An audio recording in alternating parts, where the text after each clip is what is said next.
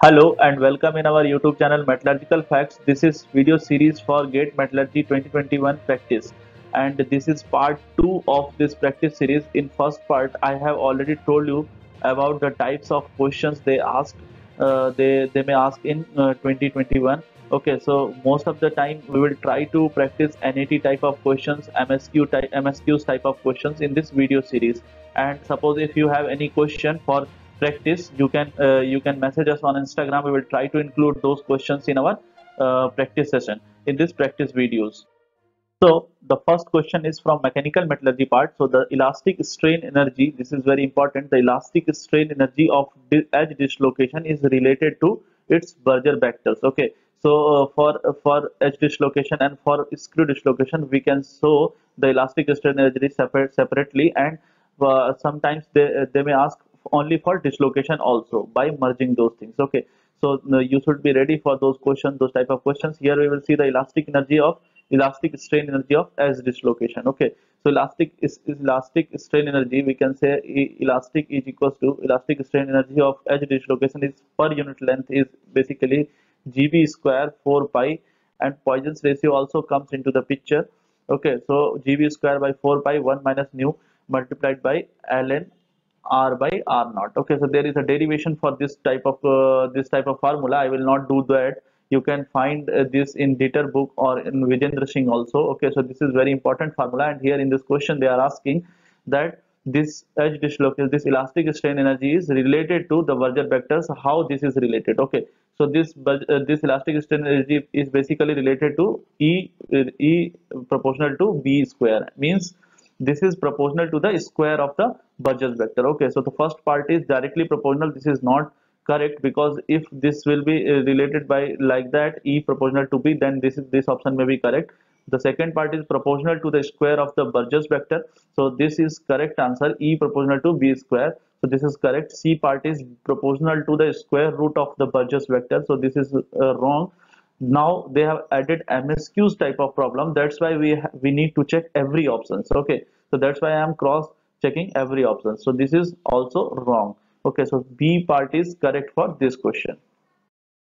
So the next question is numerical answer type of questions. I have introduced in first part, but that was MSQ type of question. Here this is NAT. Okay, so in this type of question you have to input the value, input the answer. Suppose you are getting 25, so you have to input this value by virtual keypad. They will provide.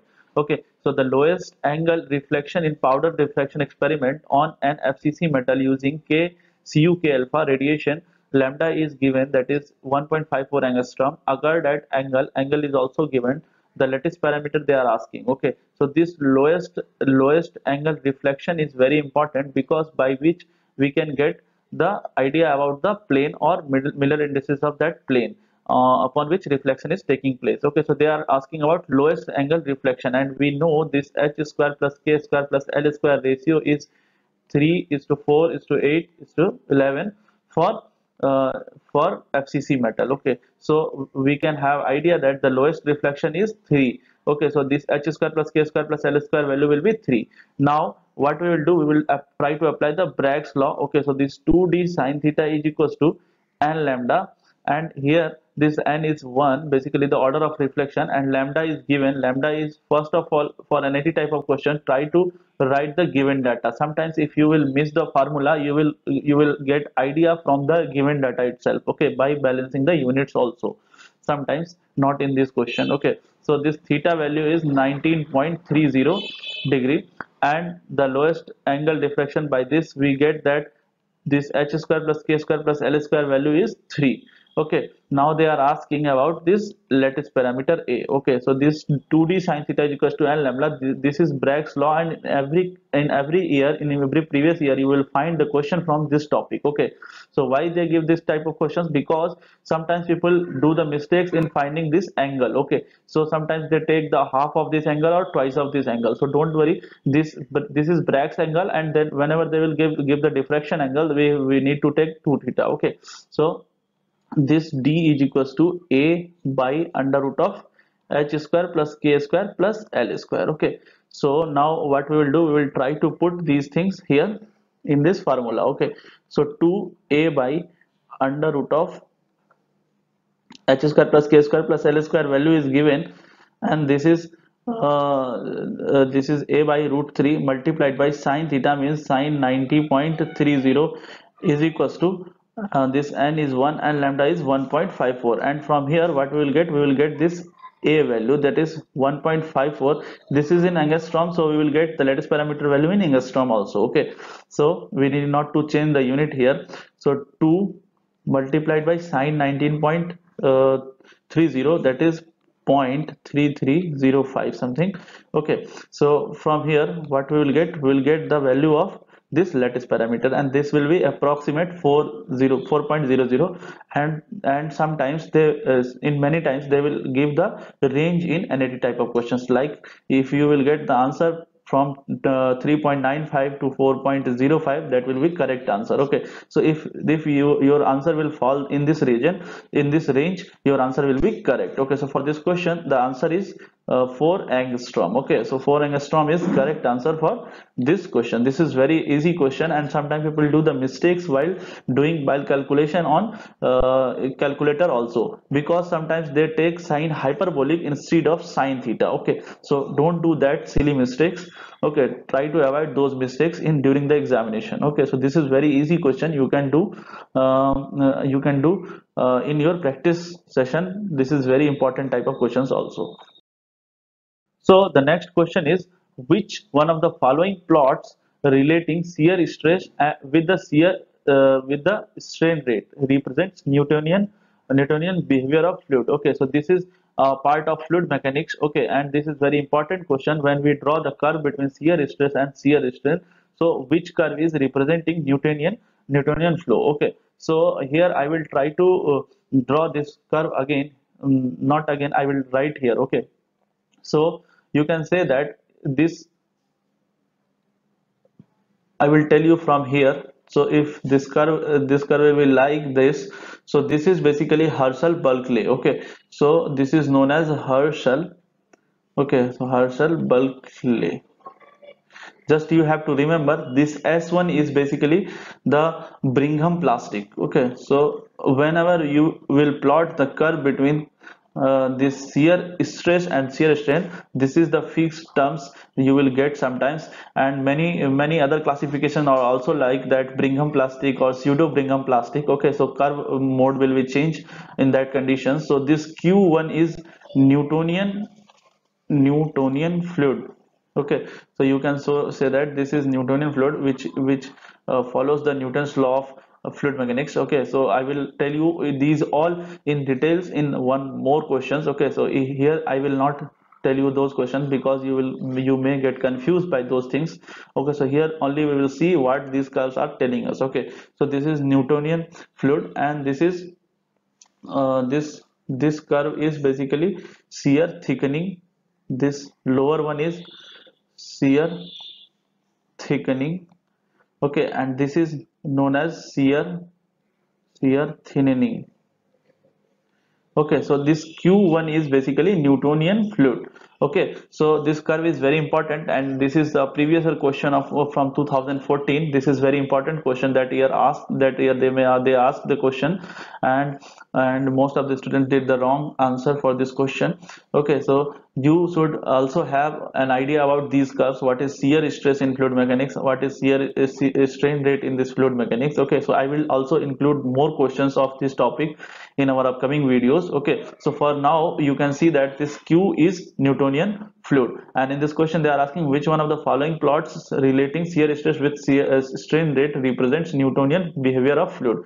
Okay, so Q part is correct because P is shear thickening, R is shear thinning, and S is basically Brigham plastic. Okay, so there may be many classification of this curve. Okay, so you can remember this classification. This is very important. Okay, so nature of curve also you should remember. Don't confuse with nature of curves also. The next question is, match the following ores with their chemical formula. Okay, so the group 1 is some ores and the group B is the chemical formula that ore are given. Okay, so this question may also ask in this year also, because this is very important part of the non-ferrous extraction. Okay, so here you can say the they have given the ores of some non-ferrous elements. Okay, so for matching type of questions, I have already told you, try to make your own code, then try to match the options. Okay, so for this question, you may know that this sphalerite is basically the zinc ore, and this is zinc sulfide ore.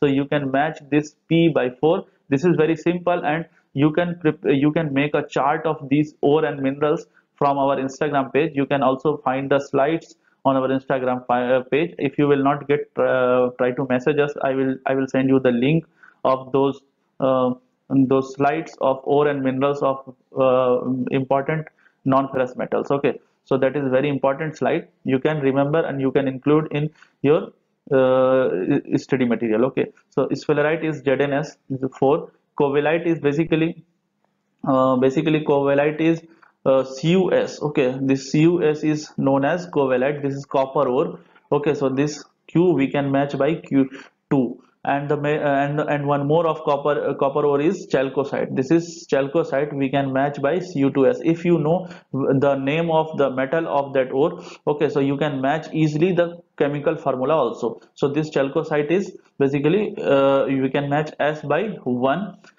So also the one more important ore of this copper is chalcopyrite, by which we get the copper. Okay, copper extraction we do this chalcopyrite route. Okay, so this Cu2S is also known as white metal, which is produced during the copper extraction. Okay, so Cu2S white metal formula is same as the chalcocite formula. Okay, so this is Cu2S white metal. Because of its appearance, it is known as white metal, and we produce this white metal during the converting of the copper matte. Okay, so in copper from the converting copper matte into the blister copper, we find this Cu2S. Okay, now the next one is angelasite. Angelasite is very important ore of this lead. Okay, so this angelasite is we can match by 3. So we have code now 4231. We can eliminate every option which is not starting from 4, because we are now sure that the option will start from 4. So B we can cross, D we can cross, because this is starting from 3, this is starting from 2. Okay, so now we will see the option A and C. So option A is 4, Q1, but we have Q2, so you can cross this option also. Okay, so this C part is correct. Okay, so try to do the practice only in this manner so that you can avoid silly mistakes. Okay, so this is not time taking manner of solving question. Okay, just if you will include this in practice session, you may take very less time during examination for making while making the code. Okay, so this C option is correct for this question. The next question is, a rolling mill has roll diameter of 200 mm. If the coefficient of friction 0.1 is given, then the maximum possible reduction in mm during a rolling of 250 mm thick plate. Okay, so for this question, what they have given, the roll diameter, that is you can say 2r, or diameter 200 mm. Okay, so from here we will get this r value, that is 100 mm, and also they have given the coefficient of friction, that is 0.1, and the thickness of this thick plate is 250 mm. Okay, so for calculating the maximum possible reduction, this delta H is known as maximum possible reduction or draft. Okay, so this delta H is equals to mu square into r. Okay, so this maximum possible reduction is basically independent of this thickness, and what people do in exam, that they take this thickness and multiply by this mu square. Then they say that their answer is wrong, because they are supposed to take the radius of that roll, not this thickness. So this is the question, and the XRD, that is Bragg's law question, you may find in every year, in every previous year papers. Okay, so this is very simplest question. You never understand why they ask this type of question in exam, but people do many silly mistakes in this type of questions. That's why they are checking again and again the concept through these questions. Okay, so this delta H is equals to mu square into r. This is known as maximum possible reduction, or you can say this is also known as draft. Okay, so there are two names, that is delta H is equals to Now we will put this value, that is 0.1. This is very easy calculation, okay. And sometimes people put the diameter value instead of putting radius value, so this is also a big mistake, okay. So if they are giving roll radius, roll diameter, write like that, 2r is equals to 200, so that you can calculate this r value. If they are giving the radius directly, you can put here directly, okay. So this delta h will be equals to 1, okay. So this is in mm, they are asking in mm, so this is in mm because we are taking this r value in mm also, okay. So this one is correct answer for question, for this question. And sometimes they may ask that percentage of maximum possible reduction, so you can find that, or they can also ask the maximum possible reduction per pass, okay. So per pass you can find like that, this is maximum possible reduction per pass. And if they will ask how many passes are required for this reduction, so you can say that how you can find the maximum, how you can find the number of passes, that is because if they will give the thickness of that plate, that is 250, so you can divide this value by maximum possible reduction in single pass, per pass, okay. So you will get the number of passes. This is aptitude question, okay. So this is also very important, and day by day they are trying to increase this topic. They are trying to give some twist in this type of questions, okay. So don't worry about those things, try to focus on your concepts, okay. So this is very nice question, and you should try to practice these questions during your practice session also. So one is correct answer for this question. This is also a NAT type of questions, okay. So in this type of questions you will get the range like that, 0.9 to 1.1, okay. So the answer will be 1. If you will get answer in between this 0.9 to 1.1, your answer will be correct. Thank you guys for your attention. Hope you have learned something new. Please try to give valuable feedback so that we can add more and more part before GATE 2020 exam in this video series. Try to follow this video series till GATE exam. You will surely learn many concepts from this video series. Thank you. Subscribe our channel and press bell icon to get notifications. Thank you.